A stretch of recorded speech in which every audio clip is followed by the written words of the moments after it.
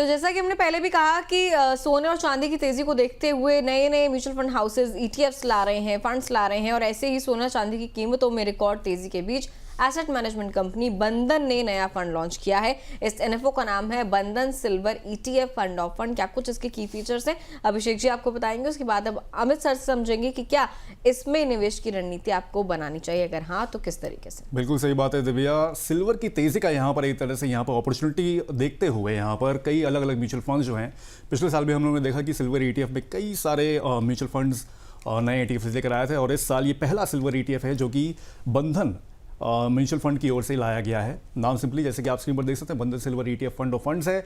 Benchmark इसका domestic silver prices होता है। कोई बहुत ज़्यादा इसमें दिक्कत की बात यह है कि जो डोमेस्टिक प्राइसेस होते हैं सिल्वर के, उसी को ट्रैक करते हुए यहाँ पर सिल्वर ईटीएफ का काम लिया जाता है।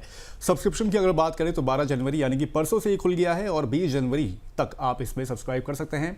अलॉटमेंट इसका 23 जनवरी को मिल जाएगा। मिनिमम निवेश आप इसमें 100 रुपये की एसआईपी और 1000 रुपये का आप लमसम निवेश यहाँ से शुरुआत कर सकते हैं। एग्जिट लोड 0.25% रहेगा अगर आप 15 दिन से पहले यूनिट्स को रिडीम या स्विच करते हैं तो। फंड मैनेजर केवल एक है, अभिषेक जैन जी इस फंड को मैनेज करेंगे। सर, चांदी की कीमतें जैसे कि हम लोग बोले रहे कि नित नए रिकॉर्ड बना रही हैं, ऐसे में बंधन silver ETF fund of funds किस रणनीति पर यहाँ पर काम करेगा? हालांकि बहुत ज़्यादा मेरे ख्याल से इसमें डिफरेंस नहीं होगा, जैसे कि आपने पहले भी ईटीएफ्स के जो हम लोग रिटर्न्स यहाँ पर दिखाए थे उसमें आपने बताया था। क्या कहना है सर इस पर? देखिए, सबसे पहले हम यहाँ पे एक बारी रिपीट कर देते हैं, क्योंकि कई व्यूअर्स हो सकता है इस शो को पहली बार ही देख रहे हो, आपके शो को, तो हम नहीं चाहते कि उनको ना पता हो कुछ बेसिक बातें। वो बेसिक बात सबसे इंपॉर्टेंट ये है कि ये ईटीएफ है, तो बहुत सारे लोगों के दिमाग में ये आता है कि ये सिल्वर से कैसे रिलेटेड है और सिल्वर से कैसे डिस्कनेक्टेड है, हाउ इज इट डिफरेंट। तो सबसे पहली बात ये है कि सिल्वर लेने के आपके पास दो तरीके हैं। एक तरीका है कि आप फिजिकल ज्वेलर के पास जाएं, पैसे दें, चेक दें, ट्रांसफर करें और उनसे सिल्वर लेके अपने घर में आके अपने लॉकर में रख दें। उम्मीद है कि लॉकर में रखेंगे, महंगी चीज है, महंगी होती जा रही है, आप खुले में नहीं रखेंगे। तो आप वहां पे उसको संभाल के रखें, उसकी सेवा करें, उसके ऊपर फूलमाला चलाते रहें, जिससे कि कोई उठा के ना लेके जाए, उसको फिजिकल आप रख के चलें। अब एक नया और बड़ा अच्छा तरीका आज से कुछ साल पहले, एकदम नया नहीं है, कुछ साल हो गए हैं, इलेक्ट्रॉनिक फॉर्म में सिल्वर रखने का आया कि आप इस परेशानी से दूर हो जाएं कि सिल्वर को उठा के लाएं, घर पे रखें, कल को आपको पैसे की जरूरत हो तो फिर सिल्वर ज्वेलर के पास जाएं, फिर ज्वेलर साहब आपको पैसे दें। इन सब परेशानियों से, उसकी पूजा करने से बचने के लिए उसकी सेवा करने की जरूरत नहीं है, उसका लॉकर रंग देने की जरूरत नहीं है, और रिस्क को खत्म करने के लिए एक तरह से ये आपके लिए इलेक्ट्रॉनिक सिल्वर का फॉर्म लेता है। इलेक्ट्रॉनिक का मतलब ऐसा नहीं है कि इसके अंदर सिल्वर नहीं है। जब भी एक फंड सिल्वर ईटीएफ लेकर आता है तो जितने भी पैसे उस ईटीएफ के अंदर सिल्वर के लिए पैसे आते हैं, उतने पैसे का फिजिकल सिल्वर वो फंड हाउस खरीद के वॉल्ट में रखता है, सेफ्टी के साथ, इंस्टीट्यूशनलाइज्ड सेफ्टी उसकी रहती है, और फिजिकल सिल्वर के अगेंस्ट उसके प्राइस मार्केट में चलते हैं।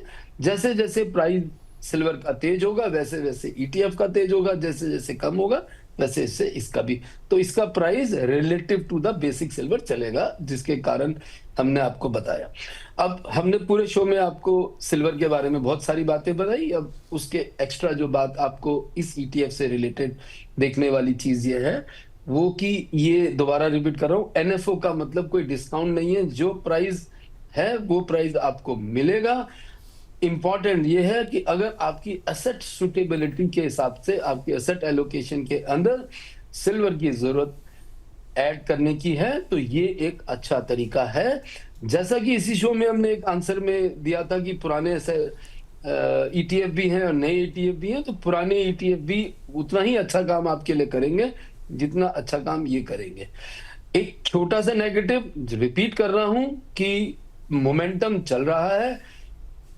अब 12 जनवरी को पैसा देंगे या 20 जनवरी को पैसा देंगे, एक ही प्राइस मिलेगा आपको उस फंड का, मगर बैकग्राउंड में सिल्वर 8 दिन में जिस तरीके का मोमेंटम पहले नहीं होता था आज हो रहा है।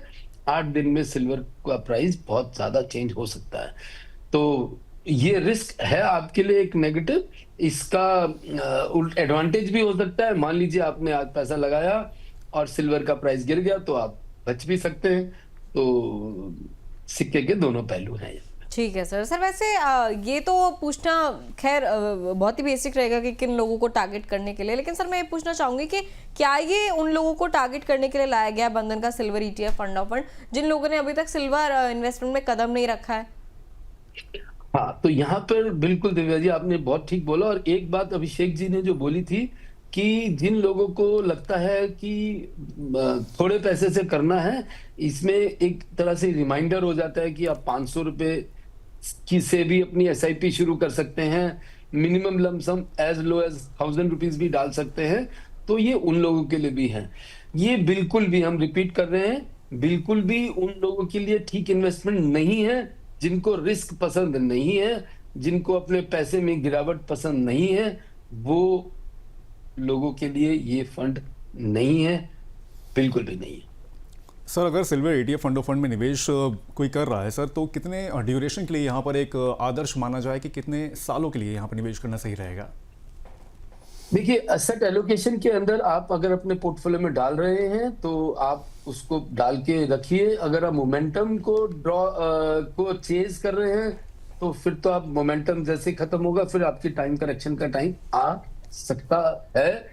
जिसका मतलब है, थोड़ा मैं लेस टेक्निकल शब्दों में, आसान शब्दों में आपको बताने की कोशिश करता हूं। जिसका मतलब ये है कि एक मोमेंटम चल रहा है, प्राइस में तेजी आ रही है और एक तेजी के बाद उसने थोड़ी सी करेक्शन ली और वो या उसी प्राइस के ऊपर काफी टाइम चलता रहा, जिसको हम टाइम करेक्शन बोलते हैं।